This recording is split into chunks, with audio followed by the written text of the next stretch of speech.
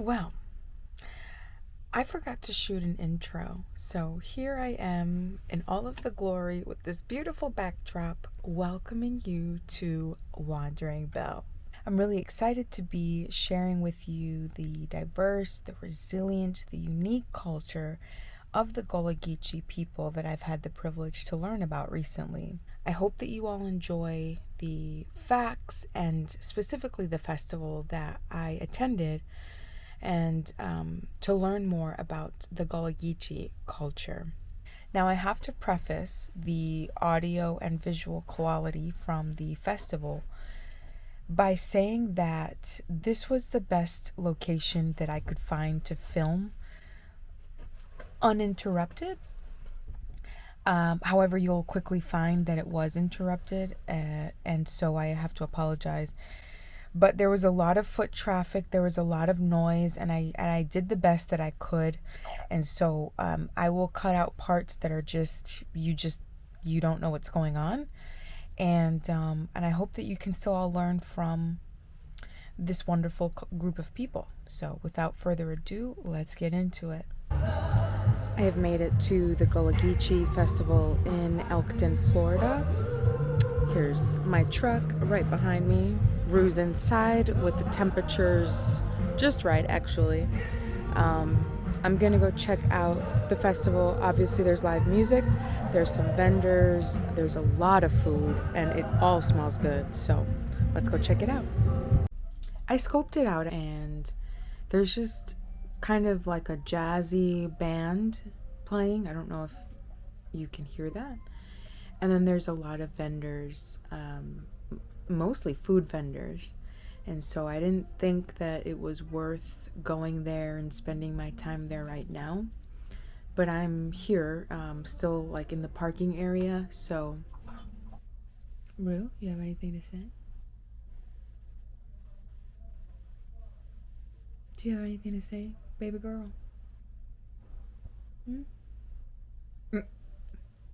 I'll take that as a no. Oh, you have something to say, mamas? You have something to say? She's like, bring me to the festival, Mom. The Gullah Geechee people are a unique cultural group who live in the coastal regions of the southeastern United States. Their origins trace back to one of the earliest African slaves brought to the U.S. during the transatlantic slave trade, but their culture, language, and traditions have evolved into something distinct, blending African heritage with aspects of European and Native American influences. The Gullah Geechee culture originated in the late 17th and early 18th centuries when enslaved Africans were brought to work on the rice, indigo, and Sea Island cotton plantations along the southeastern coast, particularly in South Carolina, Georgia, Florida, and parts of North Carolina, often referred to as the Gullah Geechee Corridor. Many came from the rice-growing regions of Western and Central Africa, particularly from countries such as Senegal, Guinea, Sierra Leone, and Angola. This is the only culture in America that was born out of slavery. And as the evening shadow would appear, we cast our eyes toward Mother Africa, and we think about our former years. And we think about that dirty, dirty ship that brought us over here on the unplanned trip. Marsh, if you will. Soon I will be done with the trouble of this world. Oh, the trouble of this world. The trouble of this world. Soon I will be done with the trouble of this world. I'm going home to live with my God. No more, no more weeping and wailing. There will be no more, no more weeping and wailing. There will be no more.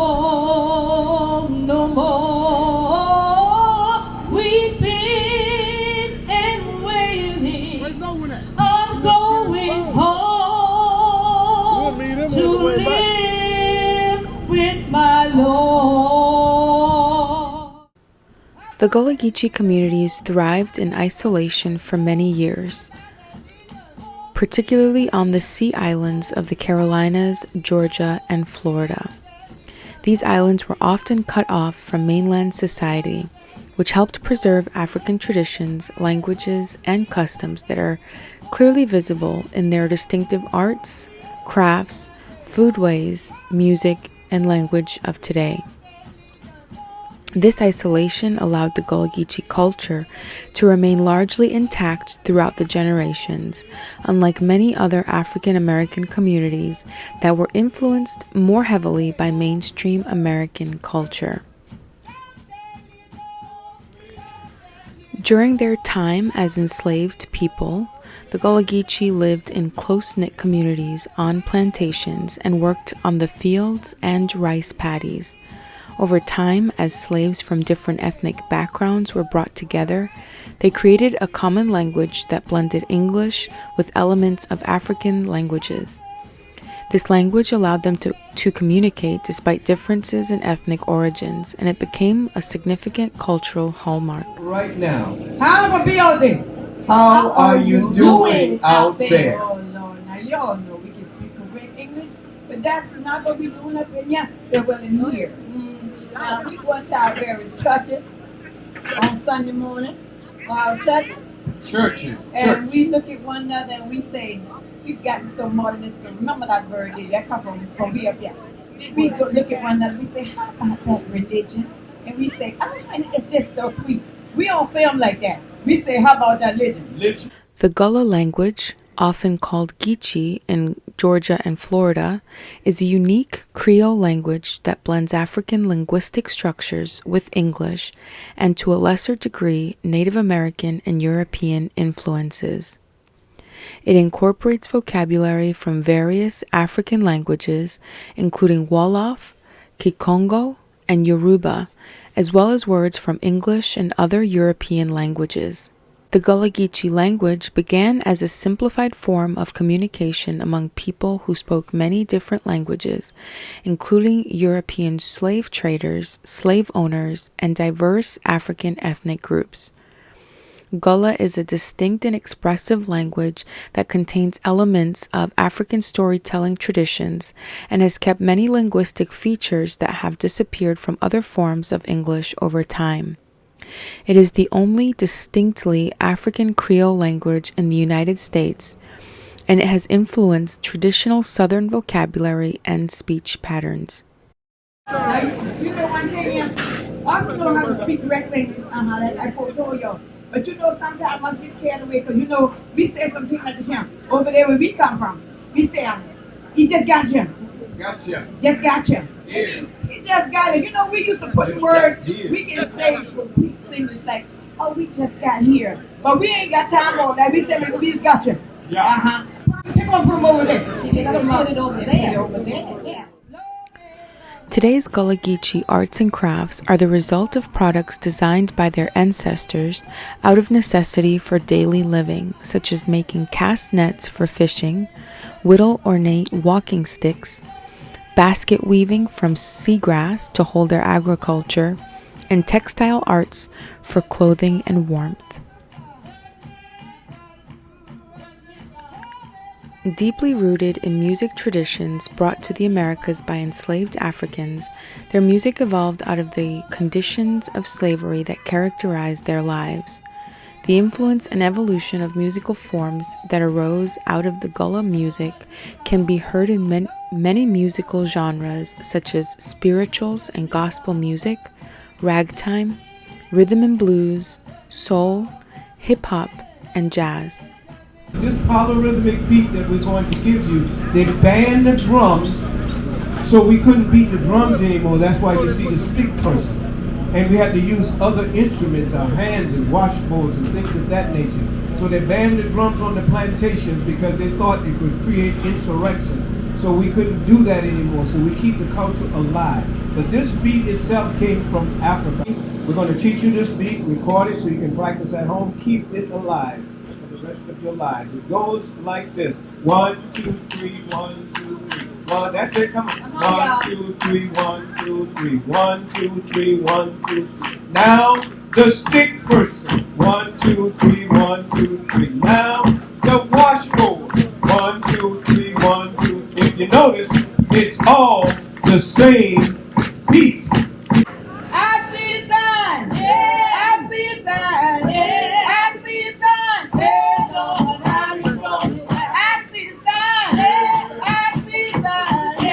I see the sign. There's no time is wrong. Sign, yeah. Sign, yeah. Sign, yeah. There's no time is wrong. Sign everywhere. Sign everywhere. Sign everywhere. There's no time is wrong. And if I ask now, 90% of you will probably say you've ever heard of the song or phrase Kumbaya. Anybody? Okay. As we travel all over the world, we find out almost on every continent people know the song or the phrase. What you did not know that it was this song, not too far from where we are at now, that was in the Gullah Geechee culture from those hard times. We're going to hear a smidgen of that song, which was, you know, the famous one, which is Kumbaya, the next famous, which is Come By Here, but what you did not know was those original words, which when they sung it in Gullah Geechee, was Come By Ya. Just a smidgen of that. Kumbaya, my Lord, Kumbaya. Kumbaya, my Lord, Kumbaya. Kumbaya, my Lord, Kumbaya. Oh Lord, Kumbaya. Come by here. Come by here, my Lord. Come by here. Come by here, my Lord. Come by here, my Lord, come by here. Oh Lord, come by ya, come by ya, come by ya. That's it. Come by ya, my Lord, come by ya, come by ya, my Lord, come by ya. Oh. Religion and spirituality have a sustaining role in Gullah family and community life. Enslaved Africans were exposed to Christian religious practices in a number of ways and incorporated elements that were meaningful to them into their African-rooted system of beliefs. These values included belief in a God, community above individuality, respect for elders, kinship bonds and ancestors, respect for nature, and honoring the continuation of life and the afterlife. Low country plantations frequently had a praise house or small structure where slaves could meet for religious services. Gullah Geechee culture is deeply spiritual, with many of their religious practices rooted in Christianity but influenced by African traditions. One of the most striking aspects of their religious expression is the use of ring shouts, a form of sacred dance and singing used to celebrate African traditions and spiritual rituals. Ring shouting involves clapping, stomping, and singing, creating a rhythm that is brought to evoke the spirits of ancestors. Young men did not like to go to church. And if they went, they were made to go. Back in those days, I was anyway. We went to church Sunday, Monday, Tuesday, Wednesday, Thursday, Friday, Saturday, and Sunday morning, Sunday school, and 3 times, 12, 3, and 6 o'clock. So I had a lot of church on me. Because now, on Sunday morning, I automatically get up and put my clothes on and start stepping out the house because I know I got to go to church. But now, they want the young boys to learn some Bible verses. So the only way you could get them to line, you had to put them in a song. So we're going to do the what song? You ready, Liza? Got my letter, oh yeah. Got my letter, oh yeah. Got my letter, Oh yeah. the people keep a coming and the train done gone. Book of Revelation, Oh yeah. Book of Revelation, oh revelation. Oh yeah, the people keep a coming and the train done gone. All right. Oh, Eve, All right, here we go. where is Adam?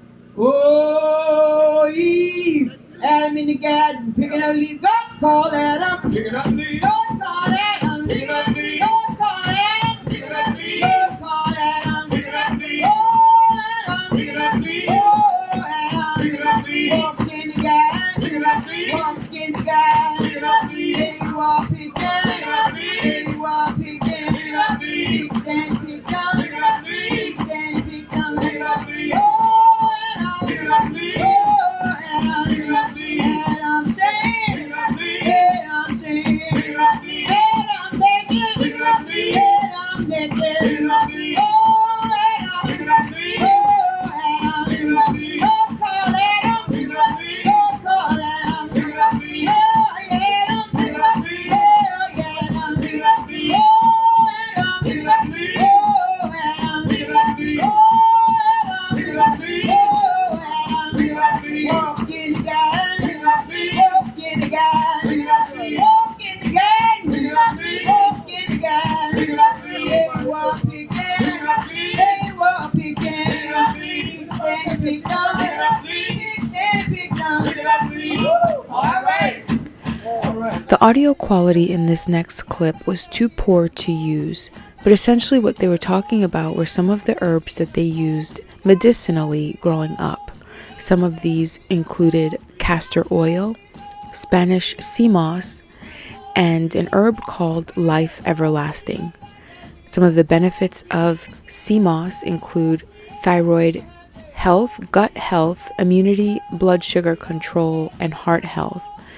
And for life everlasting, which was taken in many various ways, is said to have anti-inflammatory, antimicrobial, and antioxidant properties. It's also a natural anti-diabetic and neuroprotective agent. The traditional Gullah Geechee diet consisted of items available locally, such as vegetables, fruits, game, fresh seafood, livestock, and items imported from Europe and Africa during the slave trade. A couple of food items that were staple to their diet included okra, rice, yams, peas, peanuts, sesame seeds, and watermelon. It also included food introduced by Native Americans such as corn, squash, tomatoes, and berries. Rice became a staple crop for both Gullah Geechee people and their plantation owners due to their knowledge on how to properly grow, harvest, and cook the rice to absolute perfection. Making use of available food or rations, making a little go a long way, supplementing with fish and game, and communal stews shared with neighbors were African cultural practices. African cooking methods and seasonings were also applied in Gullah Geechee homes and plantation kitchens.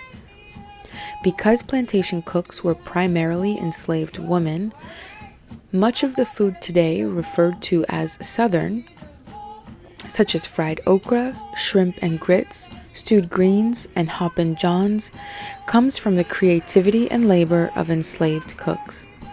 We are fastly approaching New Year's Eve.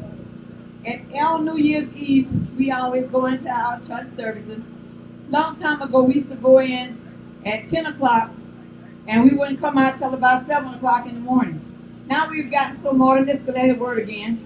And we go in at 10 o'clock, 12 o'clock, we're on our knees and we're praying.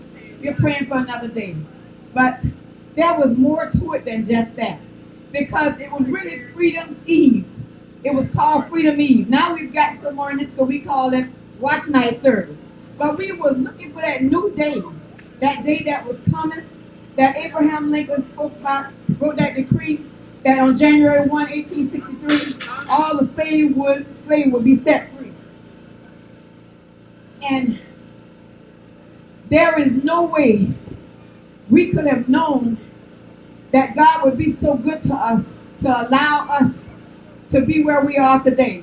because we came through many hardships, many trials, many tribulations. Some of us still going through because we put ourselves through. But I thank God that God is such an awesome God that He gives us all a chance to, change our life, to be a better person. Amen. So we're going to sing this song. Farewell, last gone, see you again. Farewell, last gone, see you again.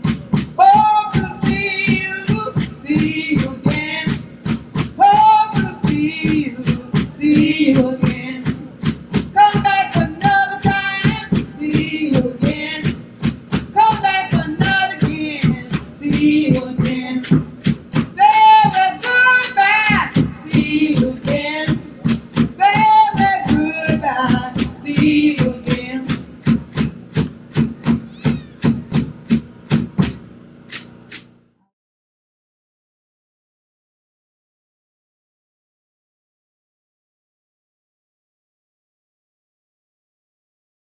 So I just made it to the Gullah Museum of Hilton Head Island in South Carolina. It's a bit chilly. A couple of days before the festival down in Florida, and I'm kind of sad that this place is temporarily closed. I don't know what they're doing, but I will walk you through.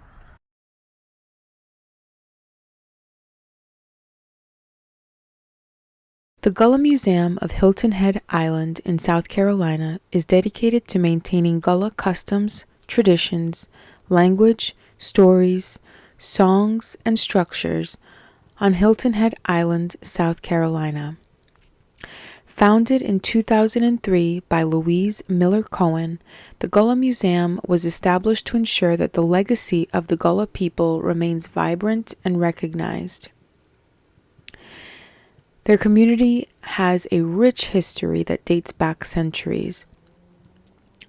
And this museum provides a window into their resilient spirit, deep-rooted traditions, and contributions to American culture.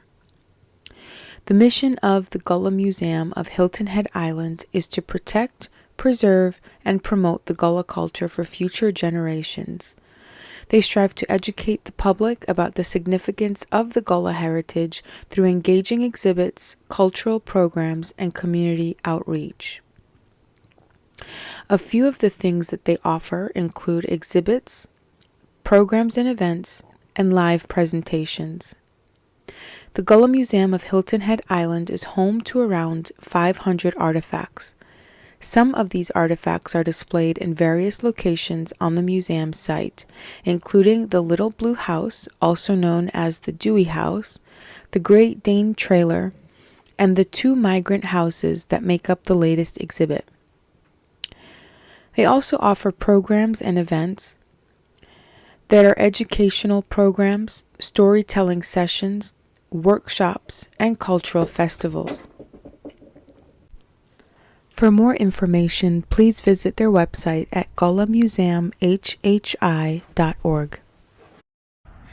I wish I had more. Honestly, I'm kind of disappointed, but it is what it is.